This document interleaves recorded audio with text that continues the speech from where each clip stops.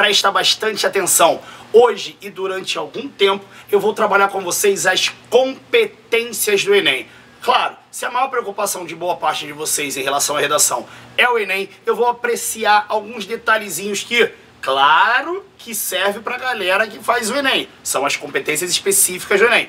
Porém, para muita gente que vai fazer redação para outros concursos, isso também vale, tá? Muita coisa. Ah, Rian, mas na competência do Enem pede proposta de intervenção. Na UERJ, por exemplo, eles não cobram isso. Não de maneira objetiva e específica. Mas, galera, se você está fazendo um texto dissertativo, argumentativo, é muito fácil ficar criticando as coisas. Eles esperam também que você proponha ideias, dependendo, obviamente, do tema que você vai discutir. Bom, já falei que o tema é que o tipo de texto que você vai fazer é exatamente esse: dissertativo, argumentativo. E lembre-se, quando você faz isso, você precisa apresentar uma tese, apresentar sua posição e defendê-la com o objetivo de convencer, de persuadir o seu leitor.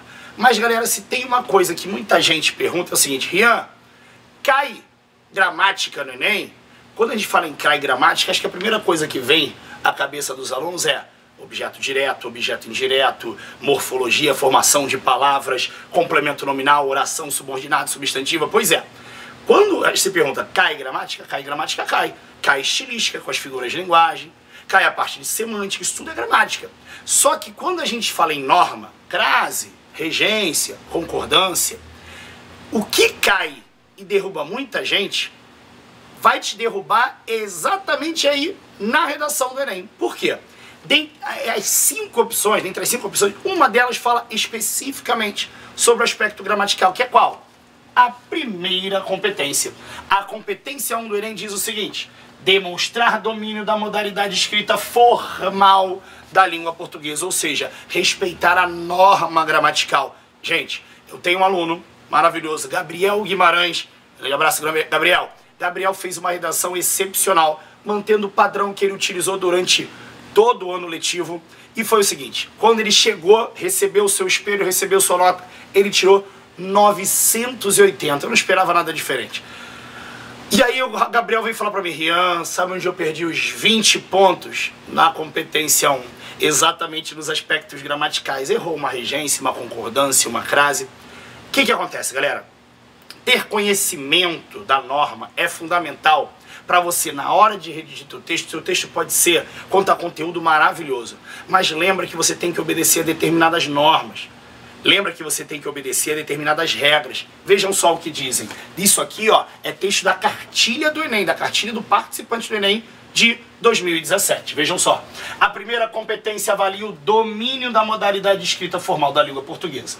Esse domínio será observado na adequação do teu texto em relação tanto às regras gramaticais quanto à fluidez da leitura, que pode ser prejudicada ou beneficiada pela construção sintática. Ou seja, de nada adianta você buscar, inclusive é uma coisa muito natural dos alunos. Ah, vou começar a falar difícil, tem alguns alunos que decoram determinadas palavras, inclusive alguns alunos até buscam determinados conectivos, sabendo que na competência 4 fala de mecanismos linguísticos de coesão, não é verdade?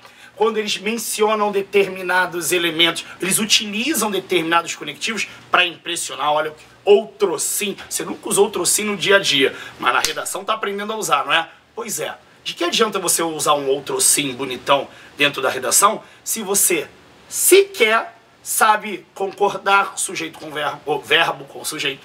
Se você não sabe utilizar a regência adequada de determinados verbos? E outra, quando a gente fala em vocabulário, lembre-se que é o seguinte: você pode usar um vocabulário rebuscado, mas se você não souber organizar isso sintaticamente de maneira adequada ou coerente com aquilo que você quer passar, isso vai interferir na fluidez. Quando a gente fala em fluidez, galera, lembra o seguinte: o seu texto vai ser lido por uma pessoa falha como qualquer um de nós. Uma pessoa que quer dinamizar o processo de avaliação, de correção.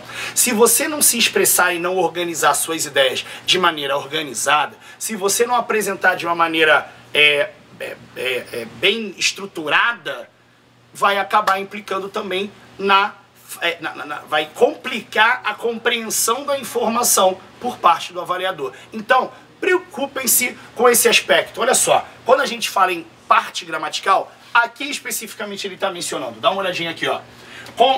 Quanto aos desvios, ou seja, aos erros em relação à norma, você deve estar atento aos seguintes aspectos. Vamos lá. Convenções da escrita, acentuação, ortografia. Gente, se tem uma coisa que as pessoas erram, é acentuação. Prometo que eu vou preparar para aulas de linguagens um conteúdo relacionado à nova ortografia, principalmente no que diz respeito à questão de acentuação. Ainda tem muita gente que erra acentuação.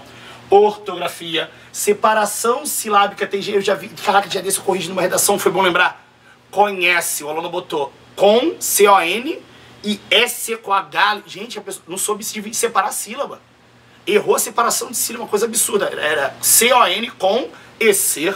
Ficou horrível. Não sabe separar a sílaba, acaba gerando um desvio, vai fazer você perder ponto nessa competência. Uso do hífen também, muita coisa mudou com a nova ortografia. Uso de letras maiúsculas e minúsculas. Tem gente usando ainda nome próprio com letra minúscula. Tem gente que ainda inicia a frase. Gente, é um absurdo, mas acontece, ó, aos montes. Outra, aspectos gramaticais. Vamos lá, galera. Concordância verbal e nominal, lembrando da relação entre nome e termos flexionados, termos variáveis, que são adjetivo, pronome, artigo, numeral, e os verbos também em relação ao sujeito, flexão de nomes e verbos, pontuação, como erram pontuação, regência verbal e nominal, colocação pronominal, lembra de próclise, mesóclise, ênclise, a quantidade de gente que ainda inicia uma oração com próclise é uma enormidade, isso é erro, então atentem para as regras, para saber aplicá-las, para saber inseri-las no texto. Escolha de registros, isso aqui é fundamental. Eu na terça-feira eu fiz um vídeo sobre variação linguística. E quando eu falei sobre variação linguística, eu falei sobre a questão da adequação. Ainda existe uma quantidade de gente absurda que na hora de se expressar na escrita, no texto, na redação, utiliza ainda muitos termos da oralidade. Sabe o que é isso? Vício com as redes sociais, de uma forma de se expressar, pontuação, sabe por que ainda erram muito? Determinadas redes sociais, como por exemplo o Twitter, eu vejo os alunos usando sem menor preocupação com pontuação. Rian, mas aqui, eu sei, galera, mas são esses vícios que vocês acabam gerando, acabam absorvendo justamente pela falta da prática. Tudo no português, na vida é prática. Então, se você se despreocupa com a pontuação em redes sociais, acaba também se preocupando até falando, cara, como é que eu uso isso aqui agora? Não costumo usar? E aí, como é que vai fazer? Galera, cuidado, olha aqui o que eu estava falando, ó. Adequação à modalidade formal. A linguagem tem que ser formal, isto é, vamos lá, a ausência de uso de registro informal e ou marcas de oralidade. Ainda tem gente que escreve como fala, correto? Veja, escolha vocabulário, emprego de vocabulário preciso, o que significa que as palavras selecionadas são usadas em seu sentido correto e apropriadas para o texto. Lembrando que não é para usar gírias, mas também não é para rebuscar exageradamente a ponto de gerar problemas e inadequações com o restante da linguagem aplicada no restante do texto. Galera, tenham cuidado, essa questão da adequação é uma preocupação minha e deveria ser de vocês também, porque isso pode prejudicar o seu texto.